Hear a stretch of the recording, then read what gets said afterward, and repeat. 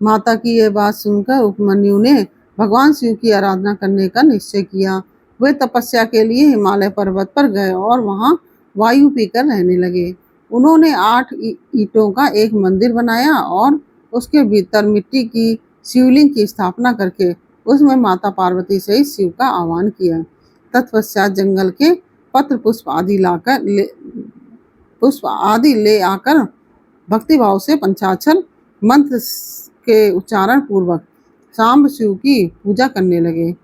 माता पार्वती और शिव का ध्यान करके उनकी पूजा करने के पश्चात वे पंचाक्षर मंत्र का जाप किया करते थे। इस तरह दीर्घ काल तक उन्होंने बड़ी भारी तपस्या की।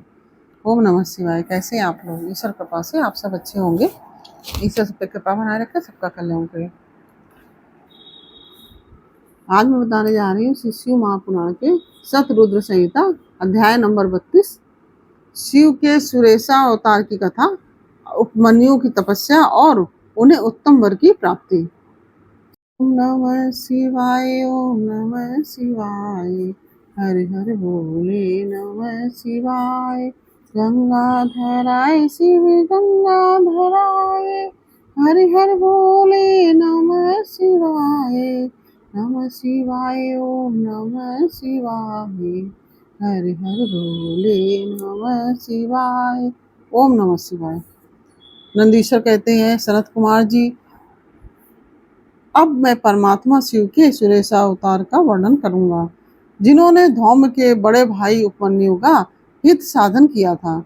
उपमन्यु व्याघ्रपाद मुनि के पुत्र थे, उन्होंने पूर्व जन्म में ही सिद्धि प्राप्त कर ली थी और वर्तमान जन्म में मुनि कुमार के रूप में प्रकट हुए थे। वे शेषवावस्था से ही माता के साथ मामा के घर में रहते थे और देववश दरिद्र थे। एक दिन उन्हें बहुत कम दूध पीने को मिला, इसलिए अपनी माता से वे बारंबार दूध मांगने लगे। उनकी तपस्विनी माता ने घर के भीतर जाकर एक उपाय किया। उछल बत्ती से लाए हुए उस कुछ बीजों को सिल पर पीसा और उन्हें पानी में घोलकर कृत्रिम दूध तैयार किया। फिर बेटे को पुचकार कर वह उसे पीने को दे दिया। माँ के दिए हुए उस नकली दूध को पीकर बालक उपमन्यु बोले, यह तो दूध नहीं है। इतना कहकर वे फिर रोने लगे। बेटे को रोना धोना सुनकर माँ को बड़ा दुख हुआ। अपने हाथ से उपमन्यु की दोनों आंखें पोंछकर उनकी लक्ष्मी जैसी माता ने कहा कि बेटा, हम लोग सदा वन में निवास करते हैं, यहाँ हमें दूध कहाँ से मिल सकता है। भगवान शिव की कृपा के बिना किसी को दूध नहीं मिलता। बस पूर्व जन्म में भगवान शिव के लिए जो कुछ किया गया है, वर्तमान जन्म में वही मिलता है। माता की यह बात सुनकर उपमन्यु ने भगवान शिव की आराधना करने का निश्चय किया। वे तपस्या के लिए हिमालय पर्वत पर गए और वहां वायु पीकर रहने लगे। उन्होंने 8 ईंटों का एक सुंदर मंदिर बनाया और उसके भीतर मिट्टी की शिवलिंग की स्थापना करके उसमें माता पार्वती सहित शिव का आह्वान किया। तत्पश्चात जंगल के पत्र पुष्प आदि लाकर भक्तिभाव से पंचाक्षर मंत्र के उच्चारण पूर्वक सांब शिव की पूजा करने लगे। माता पार्वती और शिव का ध्यान करके उनकी पूजा करने के पश्चात वे पंचाक्षर मंत्र का जप किया करते थे और इसी तरह दीर्घ काल तक उन्होंने बड़ी भारी तपस्या की। उन्हें बालक उपमन्यु की तपस्या से चराचर प्राणियों सहित त्रिभुवन संतप्त हो उठा। तब देवताओं की प्रार्थना से उपमन्यु के भक्ति भाव की परीक्षा लेने के लिए भगवान शंकर उनके समीप पधारे। उस समय शिव ने देवराज इंद्र का, पार्वती ने शची का, नंदीश्वर वृषभ ने ऐरावत हाथी का तथा शिव के गणों ने संपूर्ण देवताओं का रूप धारण कर लिया। निकट आने पर सुरेश्वर रूपधारी शिव ने बालक उपमन्यु को वर मांगने के लिए कहा। उपमन्यु ने पहले तो शिव भक्ति मांगी, फिर अपने को इंद्र बताकर जब उन्होंने शिव की निंदा की तब उस बालक ने भगवान शिव के अतिरिक्त दूसरे किसी से कुछ भी लेने से अस्वीकार कर दिया। वे इंद्र को मारकर स्वयं भी मर जाने को उद्यत हो गए।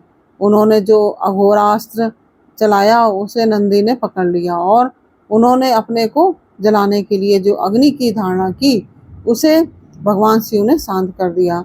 फिर वे सब के सब अपने यथार्थ स्वरूप में प्रकट हो गए। शिव ने उपमन्यु को अपना पुत्र माना और उनका मस्तक सूंघकर कहा कि बस मैं तुम्हारा पिता और ये पार्वती देवी तुम्हारी माता है। तुम्हें आज से सनातन कुमारत्व प्राप्त होगा। मैं तुम्हारे लिए दूध, दही और मधु के सहस्त्रों समुद्र देता हूँ। भक्ष्य भोज आदि पदार्थों के भी समुद्र तुम्हारे लिए सुलभ होंगे। मैं तुम्हें अमृत तथा अपने गणों का आधिपत्य प्रदान करता हूँ। ऐसा कहकर शंभु ने उपमन्यु को बहुत से दिव्य वर दिए। पाशुपत ज्ञान तथा व्रत योग का उपदेश किया, प्रवचन की शक्ति दी और अपना परम पद अर्पित किया। फिर दोनों हाथों से उपमन्यु को हृदय से लगाकर उनका मस्तक सूंघा और देवी पार्वती को सौंपते हुए कहा, यह तुम्हारा बेटा है। पार्वती ने भी बड़े प्यार से उनके मस्तक पर अपना कर कमल रखा और उन्हें अक्षय कुमार पद प्रदान किया। शिव ने संतुष्ट होकर उनके लिए पिंडीभूत एवं अविनाशी साकार क्षीर सागर प्रस्तुत कर दिया। साथ ही योग संबंधी ऐश्वर्य, नित्य संतोष, अक्षत, ब्रह्म विद्या तथा उत्तम समृद्धि प्रदान की। उनके कुल और गोत्र के अच्छे होने का वरदान दिया और यह भी कहा कि मैं तुम्हारे इस आश्रम पर नित्य निवास करूंगा।